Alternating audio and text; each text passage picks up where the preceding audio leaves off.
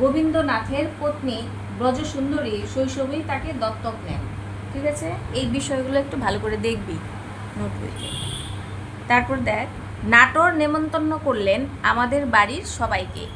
তাহলে অবনীন্দ্রনাথ ঠাকুর যে লেখক লিখেছেন, বলছেন যে আমাদের বাড়ির সবাইকে, উনি হচ্ছেন ঠাকুর পরিবারের সদস্য অবনীন্দ্রনাথ ঠাকুর। আমাদের বাড়ির সঙ্গে তার ছিল বিশেষ ঘনিষ্ঠতা, মানে যাওয়া আসা যোগাযোগ এসব ছিল। আমাদের কাউকে ছাড়বেন না দীপুদা। আমরা বাড়ির অন্য সব ছেলেরা সবাই তৈরি হলুম। তাহলে কারা কারা তৈরি হয়েছিল? দীপুদা। দীপুদা হচ্ছে দ্বিজেন্দ্রনাথ ঠাকুরের 5 পুত্রের মধ্যে সবচেয়ে বড় হচ্ছেন দীপেন্দ্রনাথ ঠাকুর। হ্যাঁ, আচ্ছা, এবার দেখ, তাই বলছে যে দীপুদা, আমরা বাড়ির অন্য সব ছেলেরা সবাই তৈরি হলুম। রবি কাকা তো ছিলেনই। রবি কাকা বলতে রবীন্দ্রনাথ ঠাকুরকে সম্বোধন করেছেন, উনি হচ্ছে কাকা হয়। দ্বিজেন্দ্রনাথ দীপুদা যে, তার হচ্ছে কাকা হয়। দ্বিজেন্দ্রনাথ ঠাকুরের 5 পুত্রের মধ্যে যে বড় দীপেন্দ্রনাথ, তার কাকা হচ্ছে কে? রবি ঠাকুর। আরও অনেক নেতারা, যেমন ন্যাশনাল কংগ্রেসের চাইরাও গিয়েছিলেন। ন্যাশনাল কংগ্রেস মানে জাতীয় কংগ্রেস, চাই মানে হচ্ছে এখানে নেতা বলতে বড় বড় লোক আর কি। চাই মানে বড় নেতা বা বড় লোক, বড় লোক বলতে উনি বিশেষ মান্যগণ্য ব্যক্তি, সেজন্য। পিসে মশাই জানকীনাথ ঘোষাল। ঠিক আছে, জানকীনাথ ঘোষাল দেবেন্দ্রনাথ ঠাকুরের চতুর্থ কন্যা। দেবেন্দ্রনাথ ঠাকুরের চতুর্থ কন্যা, আর হচ্ছে স্বর্ণকুমারী দেবীর স্বামী হচ্ছে জানকীনাথ ঘোষাল। বোঝা গেল? এদের সম্বন্ধে একটু দেখে নিবি আর একটু। তাহলে এরা ছিলেন। এছাড়া ছিলেন কে? ডব্লিউ.সি. ব্যানার্জি। ডব্লিউ.সি. ব্যানার্জি হলো ভারতীয় প্রখ্যাত ব্যারিস্টার। ঠিক আছে, তারপরে হচ্ছে আর কে ছিলেন? আর ছিলেন মেজো জ্যাঠামশাই। তাছাড়া লালমোহন ঘোষ, যিনি হচ্ছে প্রকাণ্ড বক্তা, তিনি বড় ভালো লোক ছিলেন। আর কি সুন্দর বলতে পারতেন, মানে সুন্দর বক্তৃতা দিতে পারতেন লালমোহন ঘোষ। কিন্তু ঝোঁক ওই ইংরেজিতে। সুরেন্দ্র বাড়ুজ্যে, মানে ইংরেজিতে বক্তৃতা দেবে সুরেন্দ্র বাড়ুজ্যে। আরও অনেকে ছিলেন, সবার নাম কি মনে আসছে এখন? তাই বলছে আরও অনেকে ছিলেন, সবার নাম তো মনে আসছে না। তাই বলছে তৈরি তো হলুম সবাই যাবার জন্য। ভাবছি যাওয়া আসা হাঙ্গাম বড়, মানে ভাবছে যাওয়া আসার ব্যাপারটা বোধহয় খুব হাঙ্গামা হবে এখানে, বোধহয় সেরকম মানে ব্যবস্থাটা কেমন বা হয়, যাওয়া আসার ব্যাপারটা হই হুল্লোড় হবে, সেই কথা অর্থে বলছে যাওয়া আসা হাঙ্গাম বড়। নাটোর বললেন কিছু ভাবতে হবে না দাদা। কি বললেন? কিছু ভাবতে হবে না, ব্যবস্থা হয়ে গেল। এখান থেকে স্পেশাল ট্রেন ছাড়বে আমাদের জন্য। রওনা হলুম সবাই মিলে হই হই করতে করতে। চোগা চাপ গান পরেই তৈরি হলুম। চোগা চাপ গান হচ্ছে মানে গলা থেকে হাঁটু পর্যন্ত, মানে তোমার ঢিলে ঢালা ধরনের পোশাক, ঢিলে ঢালা আলখাল্লা টাইপের বড় পোশাক। তখনও বাইরে ধুতি পরে চলাফেরা অভ্যাস হয়নি। ধুতি পাঞ্জাবি সঙ্গে নিয়েছি, মানে ওরা সঙ্গে নিয়ে গেছে আর কি। নাটোরে পৌঁছতেই এসব খুলে ধুতি পরব, যখন বক্তৃতা হবে বা যখন সভাটা হবে, তখন ওই যে পড়ে গেছে যেগুলো চোগা চাপ গান যেটা বলছে, সেগুলো সব খুলে কি পরবে? ধুতি পরবে। আমরা যুবকরা ছিলুম একদল, মহাফূর্তিতে ট্রেনে চড়েছি। নাটোরের ব্যবস্থা, মানে নাটোরের ব্যবস্থা বেশ ভালো, সেই অর্থে বুঝিয়েছে নাটোরের ব্যবস্থা। রাস্তায় খাওয়া দাওয়া কি আয়োজন, কিছুটি ভাবতে হচ্ছে না। স্টেশনে স্টেশনে খোঁজ খবর নেওয়া, তদারক করা, কিছুই বাদ যাচ্ছে না। মহা আরামে যাচ্ছি। সারাঘাট তো পৌঁছানো গেল, সারাঘাটে পৌঁছালো, সেখানেও নাটোরের চমৎকার ব্যবস্থা, মানে অনেক সব ব্যবস্থা করে রেখেছে। কিছু ভাববারও নেই, কিছু করবারও নেই, সোজা স্টিমারে উঠে যাওয়া, মানে সব রেডি, বন্দোবস্ত ব্যবস্থা সব রেডি। সঙ্গে মোট ঘাট বিছানা কম্বল, মানে সঙ্গে মোট ঘাট যা আছে, বোচকা বাচকি বলে যেগুলোকে, বিছানা কম্বল সব আছে। নাটোর বললেন কিছু ভেবো না, সব ঠিক আছে। বললেন সবই ঠিক আছে, আর কিচ্ছু ভাবতে হবে না। আমি বললাম আরে ভাববো না তো কি, ওতে যে ধুতি পাঞ্জাবি সব কিছুই আছে, মানে ওই যে মোট ঘাট নিয়েছে ওগুলোর মধ্যে সব আছে। নাটোর বললেন আমাদের লোকজন আছে, তারা সব ব্যবস্থা করবে। দেখি নাটোরের লোকজনেরা বিছানা বাক্স মোট ঘাট সব তুলেছে, আর আমার কথা শুনে মিটিমিটি হাসছে। যাক, কিছুই যখন করবার নেই, সোজা ঝাড়া হাত পায়ে স্টিমারের নির্ভাবনায় উঠে গেলুম। পদ্মা দেখে মহা খুশি। পদ্মা হচ্ছে বাংলাদেশের হচ্ছে প্রধান নদী, তাই না? পদ্মা মেঘনা, সেই অর্থে এখানে বলছে আমরা মানে মহা খুশি আমরা পদ্মা দেখে। ফুর্তি আর ধরে না। খাবার সময় হলো। ডেকের ওপর টেবিল চেয়ার সাজিয়ে খাবার জায়গা করা হলো। খেতে বসেছি সবাই একটা লম্বা টেবিলে। টেবিলের একদিকে হোমরা চোমরা চাইরা, হোমরা চোমরা বলতে অনেক নামি দামি ব্যক্তি বলতে বোঝাইছে এখানে, টাকা পয়সাওয়ালা নামি দামি ব্যক্তি। হ্যাঁ, চাই মানে প্রধান প্রধান ব্যক্তি। আর একদিকে আমরা ছোকরারা, মানে ছোট, যারা একটু বয়সে ছোট তাদের। দীপুদা আমাদের পাশে। খাওয়া শুরু হলো। বয়রা খাবার নিয়ে আগে যাচ্ছে ওই পাশে। বয় বলতে যারা খাবার সার্ভ করে, তাই না? যারা খাবার পরিবেশন করে তাদের কি বলে? বয়, তাই তো? চাইদের দিকে ওদের দিয়ে তবে তো আমাদের দিকে ঘুরে আসবে। বলছে ওই যে বড় যারা ব্যক্তি বসে আছে তাদের তো আগে দেবে, তারপরে তো আমাদের দিকে আসবে। মাঝখানে বসেছিল একটি চাই। তার কাছে এলে খাবারের ডিশ প্রায় শেষ হয়ে যায়। মানে খাবার দিতে দিতে আসে, ওই একজন বসেছিল, তাকে দিতে দিতেই খাবার শেষ হয়ে যায়। কাটলেট এলো তো সেই চাই 6-7খানা একেবারেই তুলে নিলেন। মানে যখন কাটলেট এলো তখন সবাই ওই 6-7খানা তুলে নিল। আমাদের দিকে যখন আসে তখন আর বিশেষ কিছু বাকি থাকে না, কিছু বলতেও পারি নে। পুডিং এলো। পুডিং হচ্ছে এক ধরনের খাবার যেটা দুধ, ডিম, মাখন, হ্যাঁ, ছানা এই সমস্ত দিয়ে, ময়দা দিয়ে তৈরি খাবার। দীপুদা বললেন, অবন পুডিং এসেছে, খাওয়া যাবে বেশ করে। দীপুদা ছিলেন খাইয়ে, মানে খেতে পারে বেশ। আমিও ছিলুম খাইয়ে। হ্যাঁ, পুডিং হাতে বয় টেবিলের এক পাশ থেকে ঘুরে ঘুরে যেই সেই চায়ের কাছে এসেছে, চায়ের কাছে মানে ওই যে প্রধান ব্যক্তির কাছে এসেছে, দেখি তিনি অর্ধেকের বেশি নিজের প্লেটে তুলে নিলেন। ও মা, দীপুদা আর আমি মুখ চাওয়াচাই করতে লাগলুম। দীপুদা বললেন, হলো আমাদের আর পুডিং খাওয়া।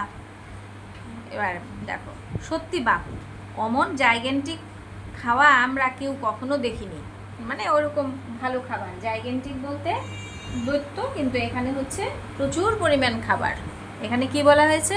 প্রচুর পরিমাণে খাবার। তাহলে জাইগেন্টিক মানে প্রচুর পরিমাণে খাবার আমরা কেউ কখনো দেখিনি। ওই রকম খেয়ে খেয়েই শরীরখানা ঠিক রেখেছিলেন ভদ্রলোক। মানে ওই যে ওই ব্যক্তিটার কথা বলছে, যে পরিমাণে খাচ্ছে, বলছে ওই রকম খেয়ে খেয়ে ঠিক রেখেছেন শরীরটা ভদ্রলোক। বেশ শরীরটা ছিল তার, বলতেই হবে। দীপুদার শেষটায় বয়কে টিপে দিলেন, মানে চোখ টিপে ইশারা দিয়ে দিলেন খাবারটা আগে যেন আমাদের দিকেই আনি। তারপর থেকে দেখতুম দুটো করে ডিশে খাবার আসতো, মানে ওনার কাছে শেষ হয়ে যেত, চোখ টিপে দিচ্ছে আমাদের যে দিকে যেন আসে, তখন দুটো করে ডিশে খাবার আসতো। একটা বয় ওদিকে খাবার দিতে থাকতো, আর একটা এদিকে। চোখে দেখে না খেতে পাওয়ার জন্য আর আফসোস করতে হয়নি আমাদের। মানে ওই চায়ের কাছে যখন খাবার আসতো তখন তো পুড়িয়ে যেত, তাই বলছে চোখে দেখে না খাওয়ার যে আফসোস, সেটা আমাদের করতে হয়নি। নাটক তো পৌঁছানো গেল। এলাহি ব্যাপার সব।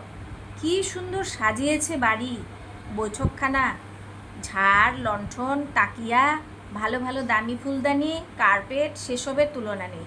যেন ইন্দ্রপুরী। ইন্দ্রপুরী বলতে মানে দেবতাদের রাজা ইন্দ্রদের রাজসভার, ইন্দ্রদেবের রাজসভা যেমন সাজানো হতো ঠিক সেরকম। কি আন্তরিক, কি আদর যত্ন, মানে আন্তরিকতারও অভাব নেই, আদর যত্নেরও অভাব নেই, সেই অর্থে বলেছে। এবার দেখ, কি সমারোহ, কি তার সব ব্যবস্থা, একেই বলে রাজ সমাদর। সব কিছু তৈরি হাতের কাছে। চাকর বাকরকে সব শিখিয়ে পড়িয়ে ঠিক করে রাখা হয়েছিল। না চাইতেই সব জিনিস কাছে এনে দেয়। ধুতি চাদরও দেখি আমাদের জন্য পাট করা সব তৈরি, মানে ইস্ত্রি টিস্ত্রি করে রাখা আছে, এই অর্থে বলা হয়েছে পাট করে রাখা। তারপরে বলছে বাক্স আর খুলতেই হলো না, মানে ওরা যা নিয়ে এসেছিল বাক্স টাক্স, সেগুলো আর খুলতেই হলো না। তখন বুঝলুম মোট ঘাটের জন্য আমাদের ব্যগ্রতা দেখে ওখানকার লোকগুলি কেন হেসেছিল। মানে ওরা যে বলছিল যে এত বোচকা বাচকা নিয়ে যাব কি করে, ওরা তখন হাসছিল, যারা তাদেরকে নিতে গেছিলো ওই সারাঘাট স্টেশনে, তখন তারা ভাবলো ও এখানে না সব রেডি, সেই জন্যই বোধহয় হাসছিল। নাটোর বললেন, কোথায় স্নান করবে অবন্দা, পুকুরে? আমি বললাম, না দাদা, 7-8টা তার জানিনি, শেষটায় ডুবে মরবো, তার উপর যে ঠান্ডা জল, আমি ঘরেই চান করব। চান টান সেরে ধুতি পাঞ্জাবি পরে বেশ ঘোরাঘুরি করতে লাগলো। আমরা ছোকরার দল, মানে ওরা যারা কম বয়সের আছে তাদের কথা বলছে। কারো কোনো প্রশ্ন থাকলে জিজ্ঞাসা করবি, কোনো অসুবিধা নাই, এটা তো পড়াচ্ছি আমি, তাই না, কোনো অসুবিধা নাই। আমাদের তেমন কোনো কাজকর্ম ছিল না। রবি কাকাদের কথা আলাদা, মানে রবি ঠাকুর তাদের যে বয়সের যারা আছে তাদের কথা আলাদা। খাওয়া দাওয়া ধুমধাম, গল্পগুজব, রবি কাকা ছিলেন, গান বাজনাও জমতো খুব। রবি ঠাকুর তো জানোই বিখ্যাত আমাদের সেই কবি এবং গায়ক, তাই না রবি ঠাকুর, তাই বলছে। নাটোরও ছিলেন গান বাজনায় বিশেষ উৎসাহী, তিনিই ছিলেন রিসেপশন কমিটির প্রেসিডেন্ট।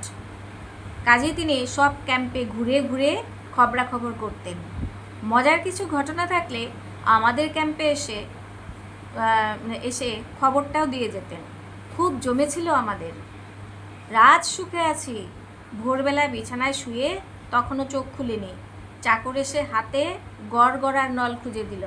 মানে আগের দিনের যেগুলো গড়গড়া বলতে তোমার হচ্ছে তামাক খাওয়ার বুড়ো বড় হচ্ছে হুঁকো টাইপের, আগের দিনে খেত।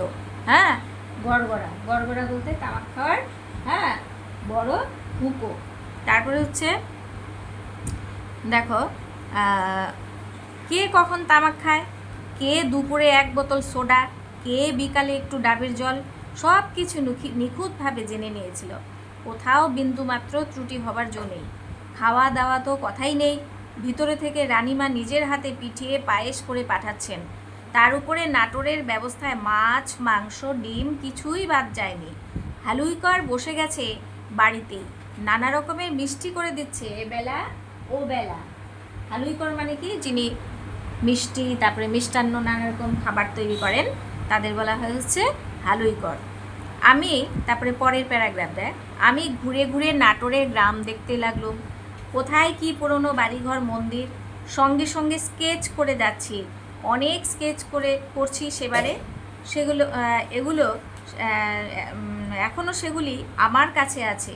চাইদের অনেক স্কেচ করেছি, এখন সেগুলি দেখতে বেশ মজা লাগবে। নাটোরেরও খুব আগ্রহ। সঙ্গে করে নিয়ে গেলেন একেবারে অন্দরমহলে রানী ভবানীর ঘরে। সেখানে বেশ সুন্দর সুন্দর ইটের উপর নানা কাজ করা। ওর রাজত্বে যেখানে যা দেখবার জিনিস ঘুরে ঘুরে দেখতে লাগলেন। আমি স্কেচ করে নিচ্ছি।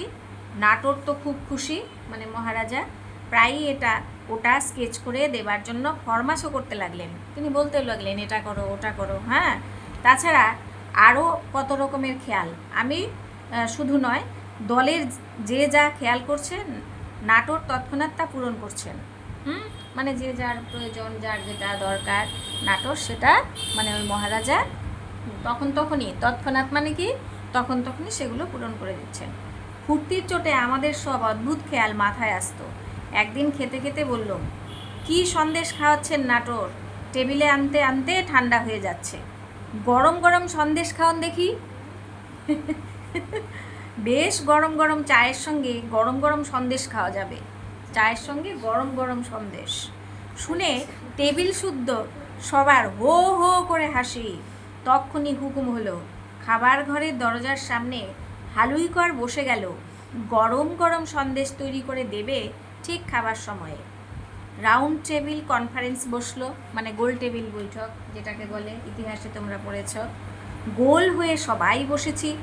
মেজ জ্যাঠামশাই প্রিসাইড করবেন, পিসেমশাই জানকীনাথ ঘোষাল রিপোর্ট লিখছেন আর কলম ঝাড়ছেন। তার পাশে বসেছিলেন নাটোরের ছোট তরফের রাজা, মাথায় জরির তাজ, ঢাকাই মসলিনের চাপকান পরে। তাহলে ছোট তরফের মানে একটু ছোট, ওনার নিচু পদস্থ রাজা। তার পরনে কী ছিল, জরির কাজ আর হচ্ছে ঢাকাই মসলিনের চাপকান। পিসেমশাই কালি ছিটিয়ে ছিটিয়ে সেই সাজ কালো বুটিদার করে দিলেন। মানে পাশে বসেছিল, আগের যেহেতু কালি কলমে লেখা হতো, এইভাবে কালি ছিটতে ছিটতে তার জামা কাপড়ে লেগে গেল। তারপরে ওই বুটির কাজ হয়ে গেল, জামা কাপড় কিসের কাজ হয়ে গেল, বুটিকের কাজ হয়ে গেল। আগে থেকেই ঠিক ছিল, রবি কাকা প্রস্তাব করলেন প্রভিন্সিয়াল কনফারেন্স বাংলা ভাষায় হবে। এবার হচ্ছে ভাষা নিয়ে কোন ভাষায় হবে সে নিয়ে এই পার্টটাতে আমরা পড়ব। আমরা ছোকরারা সবাই রবি কাকার দলে, মানে রবি ঠাকুরের দলে। আমরা বললুম নিশ্চয়ই প্রভিন্সিয়াল কনফারেন্স বাংলা ভাষার স্থান হওয়া চাই। হ্যাঁ, রবি কাকা কে বললুম ছেড়ো না, আমরা শেষ পর্যন্ত লড়বো এর জন্য। সেই নিয়ে আমাদের বাঁধলো চাইদের সঙ্গে, মানে যারা বড় বড় মাপের লোক ছিলেন তাদের সঙ্গে, নেতা তাদের সঙ্গে বাঁধলো। তারা আর ঘাড় পাতেন না, ছোকরার দলের কথায় আমলই দেন না, মানে পাত্তাই দেয় না। ছোকরারা বলছে বাংলায় হবে, সেটা পাত্তাই দেন না। তারা বললেন যেমন কংগ্রেসে হয় তেমনি এখানেও হবে, সব কিছু ইংরেজিতে। কংগ্রেস মানে জাতীয় কংগ্রেসের যে দল, সেখানে যে মিটিং বক্তৃতা কাজকর্ম চলতো ওখানে যে ইংরেজিতে হতো, এখানেও সেরকমই হবে। অনেক তক্কাতক্কির পর দুটো দল হয়ে গেল, এক দল বলবে বাংলাতে, এক দল বলবে ইংরেজিতে। সবাই মিলে গেলুম কোথায়, প্যান্ডেলে বসেছি সব। কনফারেন্স আরম্ভ হবে। রবি কাকার গান ছিল, গান তো আর ইংরেজিতে হতে পারে না, বাংলা গানই হলো। সোনার বাংলা গানটা বোধহয় সেই সময় গাওয়া হয়েছিল। রবি কাকাকে জিজ্ঞেস করে জেনে নিও, তাই বলছে। এখন প্রেসিডেন্ট উঠেছেন স্পিচ দিতে, মানে বক্তব্য দিতে ইংরেজিতে। যেই না মুখ খোলা, আমরা ছোকরারা যারা ছিলুম বাংলা ভাষার দলে সবাই একসঙ্গে চেঁচিয়ে উঠলুম বাংলা বাংলা, মানে বাংলাতে বক্তব্য দিতে হবে। মুখ আর খুলতেই দিই না কাউকে, ইংরেজিতে কথা বলা আরম্ভ করলেই আমরা চেঁচাতে থাকি বাংলা বাংলা। মহা মুশকিল, কেউ আর কিছু বলতে পারেন না। তবুও ওই চেঁচামেচির মধ্যে দু একজন দু একটা কথা বলতে চেষ্টা করেছিলেন। লালমোহন ঘোষ ছিলেন ঘোরতর ইংরেজি দুস্থ, তার মতো ইংরেজিতে কেউ বলতে পারত না। তিনি ছিলেন পার্লামেন্টারি বক্তা। তিনি শেষটায় উঠে বাংলায় করলেন বক্তৃতা। কি সুন্দর তিনি বলেছিলেন, যেমন পারতেন তিনি ইংরেজিতে বলতে, তেমনি চমৎকার তিনি বাংলাতে বক্তৃতা করলেন। আমাদের উল্লাস দেখে কে, মানে উল্লাস মানে আনন্দ। আমাদের তো জয় জয়কার। কনফারেন্সে বাংলা ভাষা চলিত হলো। সেই প্রথম আমরা পাবলিকলি, মানে সমক্ষে বাংলা ভাষার জন্য লড়লুম। যাক, আমাদের তো জিত হলো। এবারে প্যান্ডেলের বাইরে এসে একটু চা খাওয়া যাক। বাড়িতে গিয়েই চা খাবার কথা, তবে ওখানে চায়ের ব্যবস্থা কিছু ছিল। নাটোর বললেন কিন্তু গরম গরম সন্দেশ আর চায়ের সঙ্গে খাবার কথা আছে যে অবন্দা। আমি বললুম সে তো হবেই, এটা হলো উপরি পাওনা। এখানে একটু চা খেয়ে নিই তো আগে। এখনকার মতো তখন আমাদের খাও খাও বলতে হতো না, হাতের কাছে খাবার এলেই তলিয়ে দিতেন, মানে খেয়ে ফেলতেন আর কি। তাহলে বুঝতে পারলে গল্পটা? আচ্ছা, তাহলে এবার